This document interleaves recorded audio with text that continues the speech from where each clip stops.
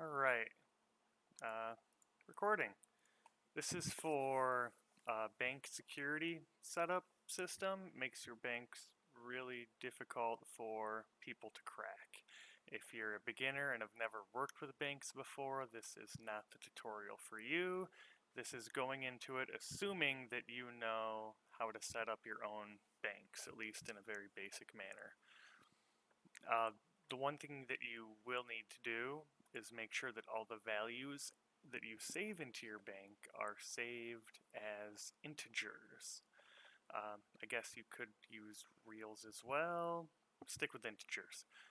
So if you have like a list of heroes or something, instead of saving the unit type into the bank, you create an array of that unit type and then just reference the index of the array.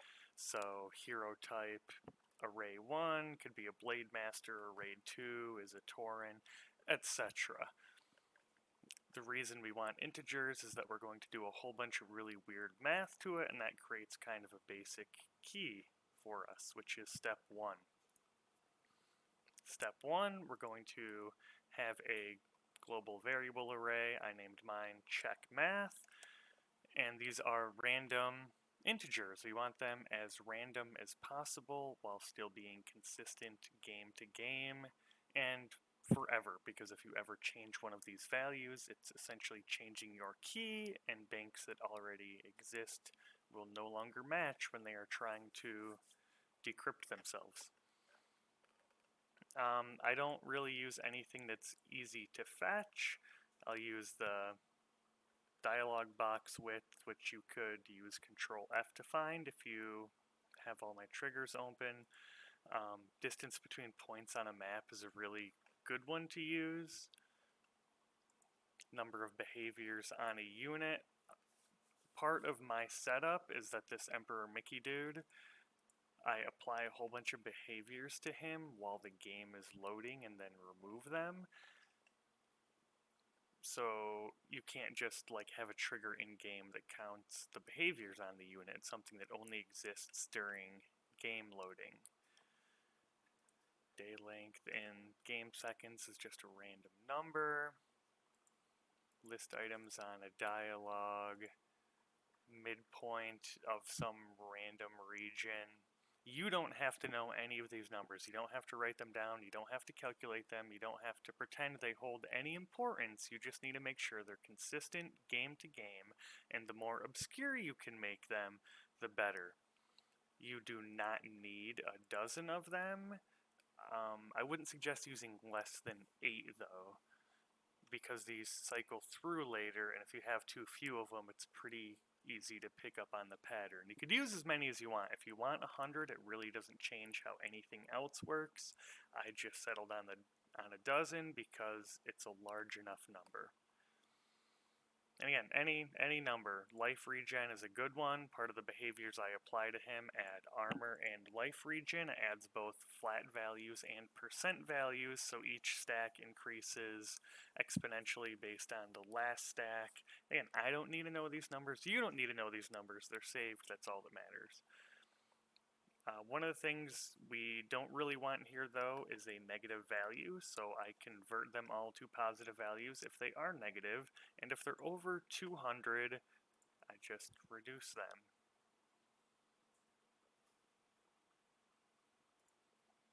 And if they are 0, I change them to 3. Because I don't know what these are. They could be 16 million, they could be negative 20, and they could be 1. Don't know. I just don't want zeros, and I don't want negative numbers, and I don't want super high numbers that are going to cause my integer to go out of bounds in a single formula. It's okay if it goes out of bounds when I'm doing a whole bunch of math to it, but I don't want a single math to throw it out of bounds too quickly. Personal preference, I think you should be able to let it work that way because it's all about consistency. So once you have this list of numbers going on, and once everything you save into your bank is set up so that it can save as an integer, you're ready for step 2. I'll say briefly that when you set everything up as an integer, if you can get it into an array, you're just going to make your job a lot easier. Instead of trying to save one number at a time, being able to loop through an array is just much quicker. So this runs every time my bank saves. This is how it starts. I have it broken up into pieces that are a little easier to go through. Pretty much if someone gets caught cheating, it doesn't save their game. That's just a global variable if they fail conditions later. One of these conditions being if they disable a specific trigger, which I'll go over later when we're done because it's a part of security, but if they simply disable that part of security, they're a cheater. If they're playing online, if they're playing online but their handle is empty, it flags them as a cheater. If they're somehow get this to play offline, which doesn't work. If you try to play offline, it'll crash on you. But if they manage to get it to play offline, your handle should be nothing.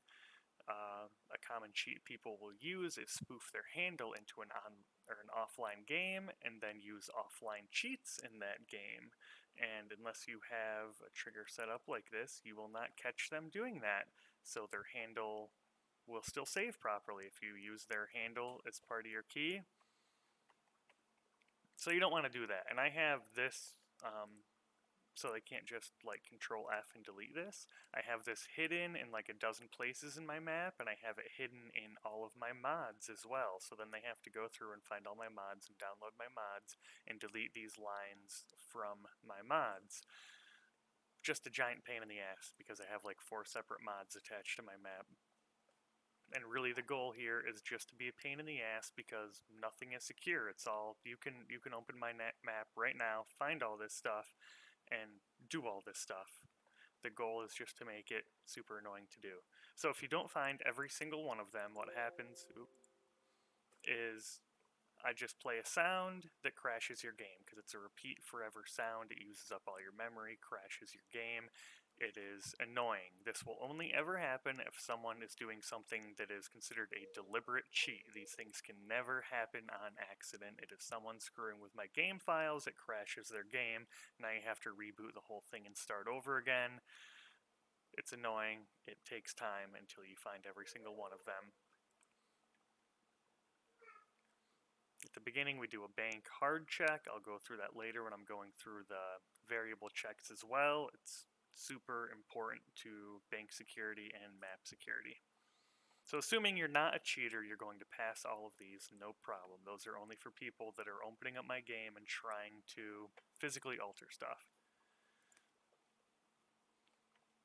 So I come down to, this is saving the stash in my game, which is a whole bunch of items. You say I have all these seeded loops here because my items are a lot of variables. I'm going to skip this part for now because it's a little complex when you're doing a loop within a loop within a loop.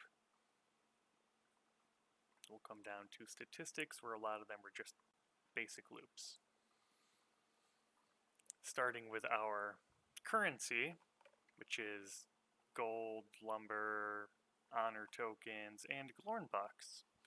We have temp string, which is just a local variable string. And we save all of our numbers into a string that are separated by a space. I do each section, so this would be my general section. My stash, my statistics is just my general section. I save all of them as one section, and I have one final key for that section, but then I combine all of my sections into a final key also, just to make it more annoying. So we have one that goes into bank 0 and one of string 0. It saves 2 different, not keys, but 2 different encrypt endings in 2 different locations. So we're taking our temp string and we are just adding the numbers. So if I have 1,000,000 gold and 500 lumber and 3 tokens, it's going to save 1,000,000 space 500 space 3 space 0. We could look at my banks, and we can see everything is just numbers with spaces between them, and the space is just how I know it's separated, because some of these numbers are going to be multiple digits. Works good for me. And I can look through here, and I know what all these are. Like here I have whatever number that is, 100 million. These are my currencies, the same number I just told you I was saving. Obviously, this is my offline version where all of my stuff is cheated because I'm a little cheater. So those first 4 are my currencies that we just looked at, are saved right here under statistics. And what's great about this is if a player is having a problem with their bank, all of this information is not encrypted the way it's saved. I can look at it and see, oh, well, it's showing you have 1 billion gold, and you cannot have 1 billion gold, so I know you somehow cheated to try to get 1 billion gold, and that's why your bank isn't working. Ooh, where are we? Triggers. So we save my currency. What we're going to do is that weird math we created earlier, we're going to do our weird math to it. I start off by setting it to a random index. I had 12, I'm going to start on number 7. Just so it's not always in order. Later I'm going to start on number 2, and then I'm going to start on 11. Just to screw with people, because you're going to do this whole system over and over again for pretty much all of your loops. You're going to have this this setup going on here. And if it's something that you can just Control-C, Control-V, which you can do when you're saving it, just you want to change your protect index every time. You could also change your temp count and temp mod down here. I'll get into that in a second. It's just one more thing that whoever's trying to screw with your map, they need to recreate this. They're going to have to manually check each and every one of these things. So if they're the same, it's just Control-C, Control-V, it's the same thing, we all know it's the same. So you want to change it so that they have to change it, because everything you do is going to take them 5 times as long to figure out, and our goal is to waste their time until they give up. So I'm starting on 7, which is the 7th number in those 12 numbers, right? So I loop through each of my currencies, and I add that number. This is my save number, no math to it. I want to know what it is in my bank. Then I'm going to come down, I'm going to check if that number is over 100,000 in this case. If it is, I'm going to mod it by 10,000. The number of zeros I put here is always random. Sometimes it doesn't mod at all, sometimes it mods a lot.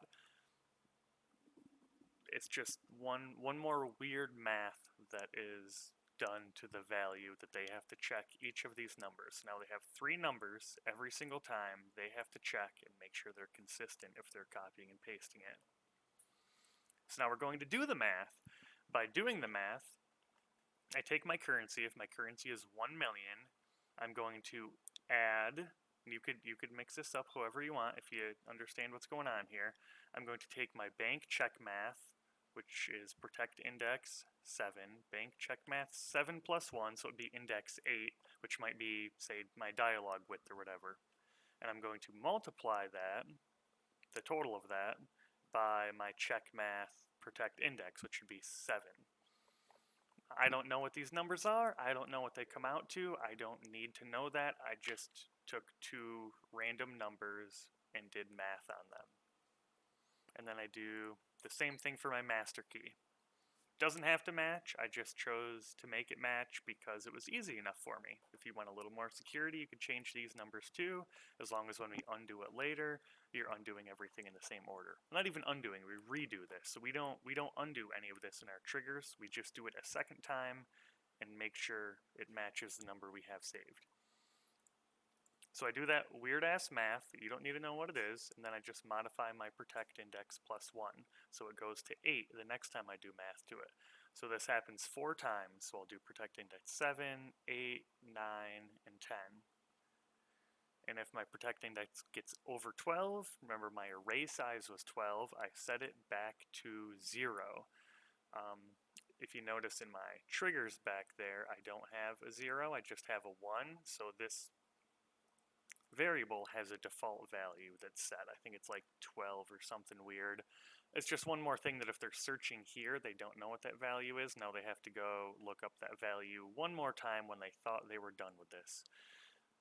Keep in mind during all of this, it's a goose chase. None of it is difficult. You're just sending them all over the place to bring these numbers together, and they're going to get really mad about it. Oop, that was stash. So that was my 1 to 4 index. Now I want to add on to that with my statistics, and this is games played, bosses killed, quests done, all that kind of stuff. It is an array of 30. And I'm adding right to the same temp string.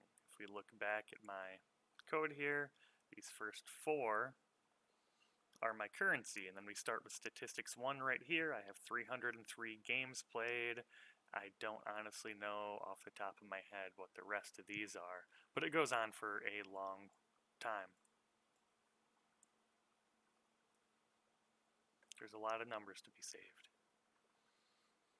You do not want to exceed, I want to say about 450 numbers is what I set my limit at, or 450, yeah, say 450 numbers per line, because there is a max read length in the bank, not a max write length. You could write and save a billion characters and it is just happy doing that, but when you go to read it, it'll only read, someone's going to tell me I'm wrong, I never remember this number off my head. I think it's like 800. We'll call it 800. Don't know for sure, but our spaces count as a character, so I try to limit it to 400 numbers saved. I have never had an issue with it. If you ever find yourself having an issue, it could be that you have saved too many numbers in one key, and you simply have to break it into 2.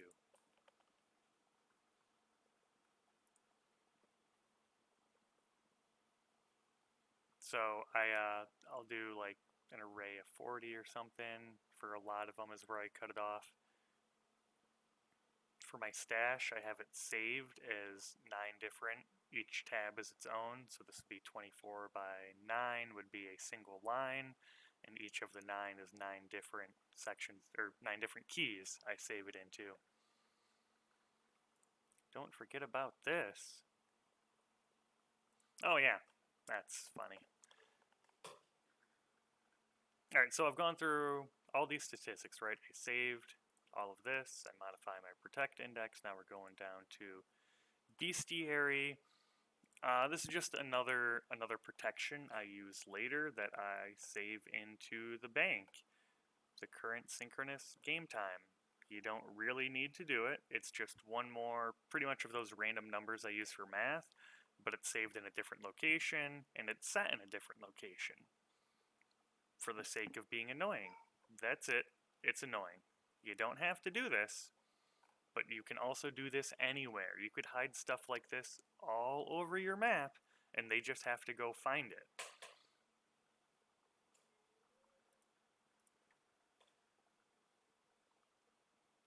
So now we're down to the bestiary,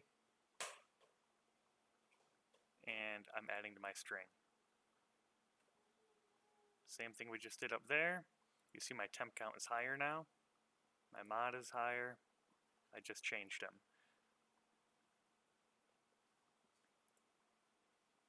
Same math. I copy and paste my math. You can change these all you want. I think they're complicated enough as they are, but it's just like these things, you can change them. A big reason I like doing stuff like this is that it keeps my number from getting way too obscure. And I think it makes using a calculator just a little more difficult. For calculator usage though, because we get consistency when we go out of bounds with our integer, someone that's just trying to crack this with a calculator or a calculator app, they won't go out of bounds. So like when we hit the 1.24 billion or whatever our integer cap is, suddenly our number might become negative 84,000. If they're using a calculator, they're not going to get to negative 84,000, but we are. But every time we do that exact same math, we're going to get the same obscure number that pumps out of it. All we need here is consistency, and we're going to get that consistency. So we don't have to worry about that, but someone cracking your game is going to have to worry about that.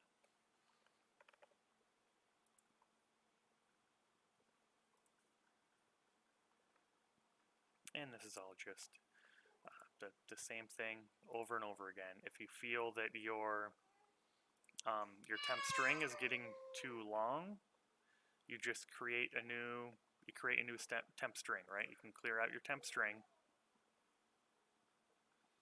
and start a new line, which is when we go from statistics to say future space.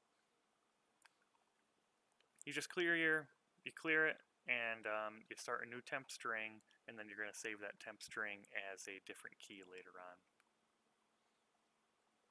So we're going through all our loops. We just keep adding it up, adding numbers to our very long string of numbers, and then we come to the end. And we're going to store this string, which is all of this stuff that we just went through. We're going to finally store that in our bank, which is what I've been showing you. Now we move on to achievements. So yeah, you store it, obviously, before you start your new key, if that didn't chime in your head. You store it, you start your new key, same arrays over and over again that we've been doing. Ain't no problem. Now we're done. Say we're done with this whole section. This is my general statistics section. I just saved my achievements here in the statistics section. And then I have a master key too. So I have one that was for all my statistics, and then this is for everything thus far. The encryption, that is. So this temp string is these values as we know them, how many monsters you killed, whatever these achievements are, is stored here, and this is our encrypted value. Which, let's just call it this one. I have a bunch of encryption values in here. So my final encryption value, all that math that we did, came out to -15533392332. Doesn't matter what that number is. We just know it's saved. Now we come down here to the fun part, is encryption. I guess I'll back up quick just to once again verify that you can save all these in different sections, but they don't have to be different sections as long as you have your different keys and you have your different encryptions. I narrowed this down to one because it's easier to show, but like up here in our stash, we save our stash separately. Our stash has its own encryption. So we have our stash encrypted, we have our statistics encrypted, and while all of this is going on, from my stash side, this encryption is saved in a second string, which is our temp count 3. So we have our temp count, right, which saves our math. Then we have temp count 3 also. Oop. And we have temp count 3 also, which is doing math also. Temp count 5. So this one carries through though. We have one that saves for each little section, and we have one that carries through and adds up every single section and gives us a final encryption. So that even if you undo the final encryption, you still have to work backwards to encrypt each section. And if you somehow manage to unencrypt just the statistics section to say change your gold, it's not going to follow through because it's still not going to match the total encryption. So in order to decrypt just one of those numbers, you have to decrypt all of those numbers, and there's, I don't know, like 10 of them. What's important to keep in mind when you're doing this is that once you create your security, it's there and it's secure, and you cannot add more lines to your bank because you've done all this math that needs to be exact, right? And now there's a new game, and you've decided you wanted to create a new token that gets saved into the person's bank. That's a new value that didn't used to be there. That's new math that didn't used to be there. You're going to have to either allow an exception into your bank, which is going to create a wormhole for people to abuse your bank, or you can't do it. So a really good idea is to create a couple of arrays. I took like 4 or 5 called future space, and they are arrays of 30, and I just saved them in there. And for the most part, they are never used. And they don't need to be used because they take up so little space, it doesn't matter, but it gives you a lot of room to change up your game in the future if you need to without worrying about having to change up your bank. And if you really do need to change up your bank in future, you just leave everything as it is, you add your new lines, then you have to create a new form of encryption after all of that. And you could use the one that already exists, you just need to then, let's see, you know, you take your final encryption that we have down here, and this is all done, and then you add your lines of your token, and then you can do this encryption again based on everything before it and just include those token lines. It's not ideal, it's a lot of extra processing, but the processing is very minimal, so don't let that scare you. It's just not ideal. It's going to create some sloppy work, and I have absolutely had to do it because this game is huge and I've had many iterations of it and a lot of updates that I never expected to do. So it's just lesson learned from me to you. Create the extra lines and you're going to save yourself a headache in the future. So for my final encryption, so those are all just weak ass math encryptions, right? We want something special going on here. I set my protect index again, make sure they have a handle.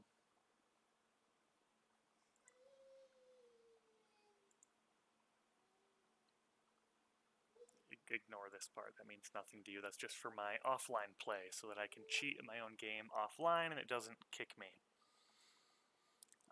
This index 1 to 40, it doesn't need to be 40. I don't know why I used 40.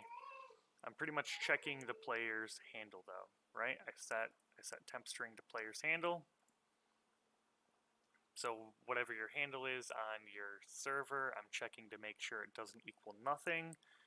But if it is a number, I don't want it to be your pure handle, because that means if someone were to create a program to try to beat my code, you know, it's just paste your handle here. This just creates more directions. If the numbers in your handle are 1, 3, 4, 7, or 8, I'm going to do math to it. I'm going to take temp count 2 and temp count 4 and multiply them by index 3. Index 3 up here is just set to 1. Hilarious, right? Yes, it is very hilarious.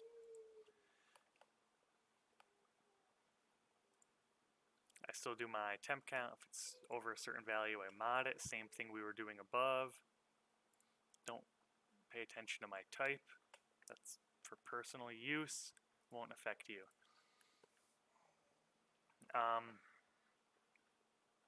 So I do temp count 3 and temp count 5 times index 3 as well, and you could change this number to other things if you want to. You can make it a floating number.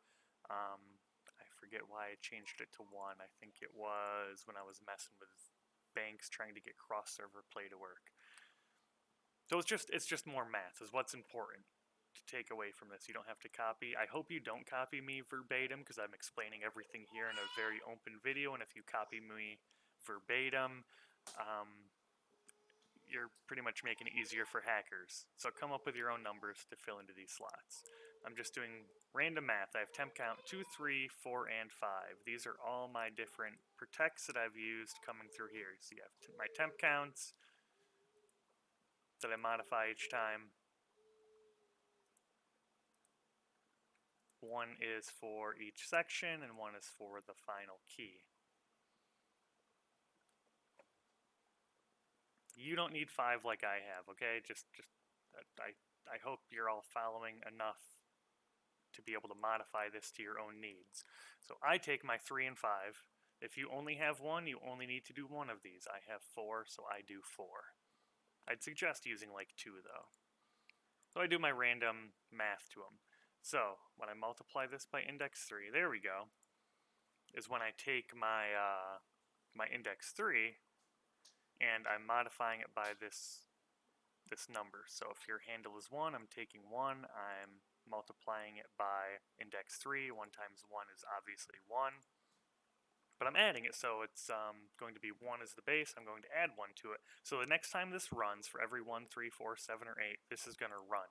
So for some people, this might run once. And for other people, it might run 7 times, depending on what your handle is. And every time, the math that we incorporate here is going to be different. So we're all done with that. Now we have our encrypt.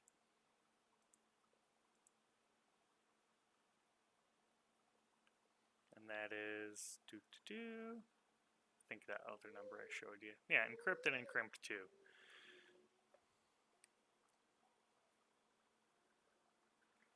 We have more encryption going on here yet. This is just the basic math encryption. So anyone who's really good at math is going to be able to undo this. You pretty much just have to sit there, look at every line of code, and make sure you add that to your formula. So it really isn't the most secure thing in the world. It's just really secure because it's a big headache. But it's all the same thing, right? It's a whole bunch of math. You can figure out math. Math ain't too hard. So I take these numbers,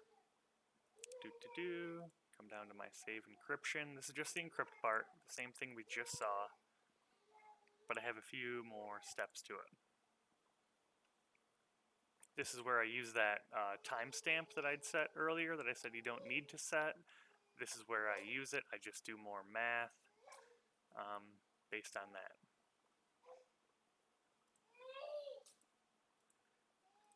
Same idea as before.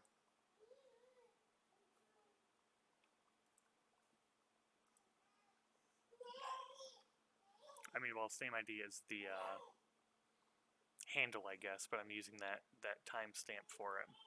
And the reason I ended up doing this is, as I said, I had to add on to my bank and create additional protection.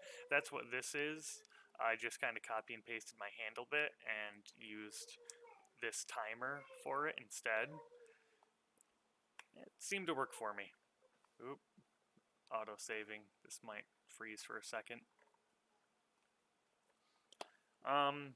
So you don't have to do this part. This is just what I did when I needed more bank to save into. One of the cool things I use is that I believe Hex created this saving system that's available for everyone to use. I think there's a link to it somewhere in the Discord. It's pinned. And I have it in a mod, and pretty much it takes I think it takes a string, it might take a number, but I think it takes a string and encrypts it for you based on game attributes. So you can look up his tutorial for how to use it. It's pretty easy. You just set a whole bunch of game attributes and it does a whole bunch of weird math to those game attributes and a long-ass hex key to come out with a hexadecimal system of saving. The problem is that a lot of people have seen that because a lot of people have used that and a lot of people are kind of able to break that. So I put it in a mod, which just makes it a little harder to find, and the mod has its own attributes, but what this is going to use is the attributes of your game. So what you have to watch out for if you're going to use this, even though it's in the mod, it's going to use the attributes for your game, which means if you have your own different attributes you're going to use to change different game modes, it's going to use those. So if you change game modes, it's going to change how it encrypts. So what I had to do was skip the first few indexes that it would pick from when it pulls the game attributes. Big thing with using the game attributes is that if you crack someone's map open, usually the game attributes have disappeared, so they don't know what those numbers are. It's a whole bunch of work to get those numbers back. And that is this right here. This is what it looks like when it comes out of Hex's system. Nope. That one. And then I just save the bank. It's not that complicated. It's a lot of dumb math. You really should not copy exactly what I do, but it should inspire you, if nothing else, to create a similar system. There are many other ways to crack a bank, though, especially, I don't want to say crack a bank, crack a map, crack the save. Screw with you. We're going to call screw with you because cracking isn't what it is. No one's actually breaking anything. A big way to break people's games is to just change the default variables, which a lot of people do. They can go into your game and just change a default variable. Let's say, you know, your gold is by default set to 0, as most people might have as their as their variable. You can go in and just change that value to, I don't know, 100 million. Then when the game loads, the default value is 100 million, so you have 100 million gold. You could do that with pretty much anything. And that is how a lot of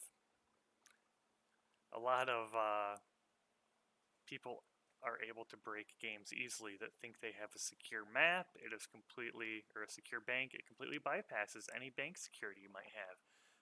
What I do is I simply check and make sure all of the really important variables in my game that should be set at 0 at the beginning are still set to 0.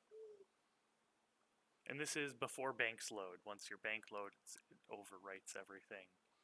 But if you're loading in a new game, you could set these values to anything, and when you create your first hero, all those numbers will be preset for you. Hopefully I'm not giving anyone ideas on how to crack other people's games, but that's pretty common in inner circles. So you protect yourself by it. Just check that everything that needs to be 0 is 0. And if it isn't 0, you know that someone has screwed with your files. And they get a bank failed response, which causes them not to be able to play the game. And then I just check to make sure that this trigger is enabled and exists.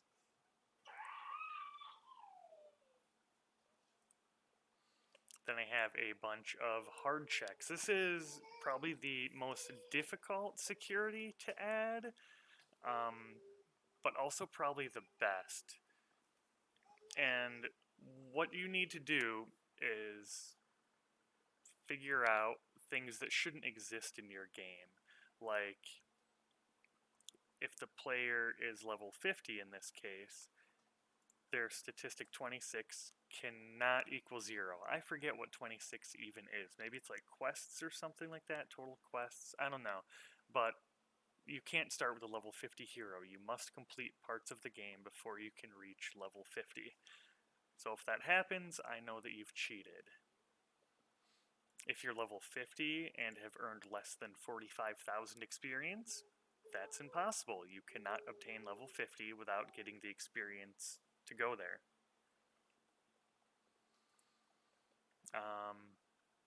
If you're over level 50, that just ain't gonna happen.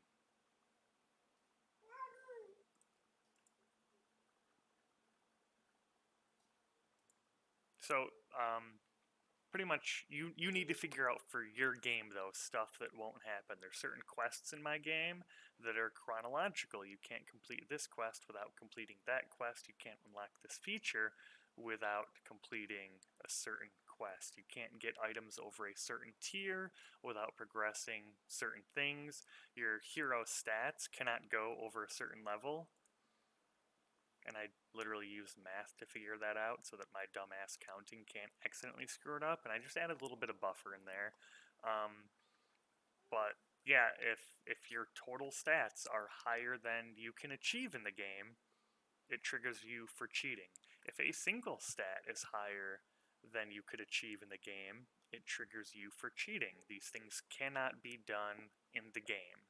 So even if you were to cheat, you would have to cheat in such a way that you had progressed through the entire game all by yourself, and you'd have to update all the right cheats at the right time in the right order, which means now you got to go into my bank, you've got to find like 300 different values, modify them all in the correct ratios to make sure you don't get flagged as a cheater.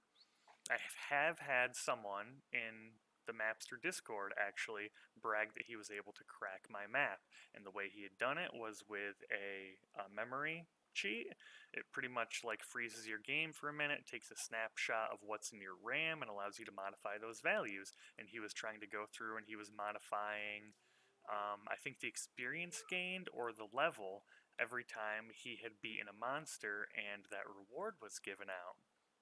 And he's like, haha, I beat your game, look what I can do. And I'm like, okay, cool, keep doing it and see what happens. And exactly by the time he reached a certain level, he hadn't reached other points in the game because he was cheating to gain these levels, and he got kicked from the game for cheating. So he was able to abuse the game to a slight degree, but the degree was so minimal that, like, the time he spent doing it, anyone playing the game would have progressed further just by playing the game. And that's what this is protecting against. It protects a lot against memory hacks. If they somehow get by your variable check, it's going to protect against that. It's a really hands-on kind of protection, and you don't want to screw over players that are playing legitimately and just really good at it. So some of these you might have to set high. Some of these are like for your gold income and stuff like that, if you earn too much gold at once, but there's certain things in my game you could do that earn you really heavy rewards. So the numbers do have to be set reasonably high. One of the big things is Twilight items. If you're ending up with items over a certain tier or over a certain rarity, or if you've somehow been able to swap around the stats on an item, it just ensures that no matter how good you are at cheating, if you could cheat at my game, no one would be able to look at your account, your heroes, your bank, and point anything out and say, oh, look at that, that's a cheated value, because you have to have hit all these different milestones. And that's what this is, and you should definitely have one. Regardless of how good your bank protection is, you want to have something like this set up. Ah! I have a baby pulling on my microphone. Sorry. I think that's it for protection. These are just my failed responses. If it triggers them for a failed response, I have different conditions. It gives an error message. And you don't have to do this. This honestly gives them a tip so they can trace back how they failed. I do it for debugging purposes. I'm more worried that I might accidentally screw over a good player, and I want to be able to fix it if that happens. It's very rare, but as I've made different modifications in the past or giant upgrades to the game, I have accidentally screwed over good, honest players, been able to track it back, fix it, make an apology, and using my awesome cheats, I've been able to give them back whatever they felt they lost. But this essentially ends the game for whoever was cheating. It disables their bank saving and turns them into a chicken. And I think that's it for bank security. You check your base values is important. You want to create these these really hard checks that mean a lot to your game, and then it's just all about this encryption at the end, a whole bunch of random math.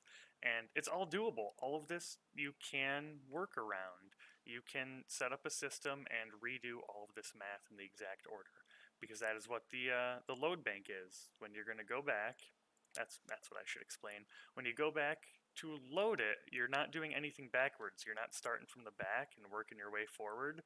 You're taking the same thing. You're taking that stash, you're taking those statistics, you're doing the exact same math in the exact same order. So you're going to start by copy and pasting your save encryption to make sure it's almost as exact as you can. You're starting from 0, except your temp string, instead of creating it, you're loading it in automatically. You're loading key statistics of section string. That's this right here that starts with our currency, goes into our games played and all that other stuff. We're loading that. Where are we? Breaking it back apart. So we're taking the first 4 indexes of it. We're setting the variables. So we're setting the player's currency, 1, 2, 3, 4 to those numbers. We're making sure we're doing the same mod in the same order. And then we're decrypting it down here. We're doing our check math plus 1. We're multiplying that by our check math, the same order you did it when you saved it. Then when we're all done, decrypt everything in the exact same order we saved it. Items, quests, almost there. Final check.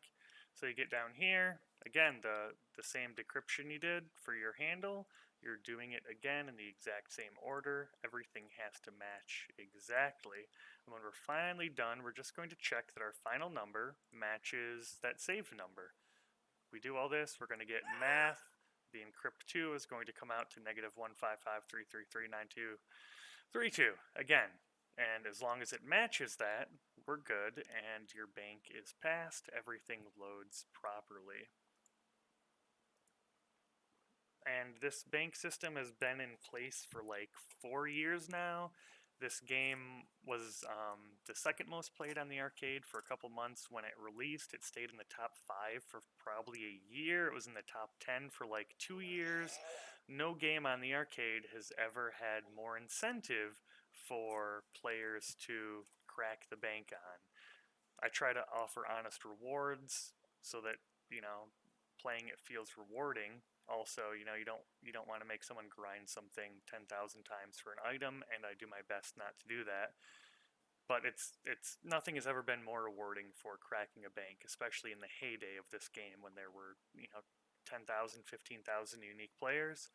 I've also always had up an ongoing reward if players can crack the bank. I will give them cash money, and no one has been able to. So I feel it is very secure despite all the people who say nothing can be secure. You're just wasting their time.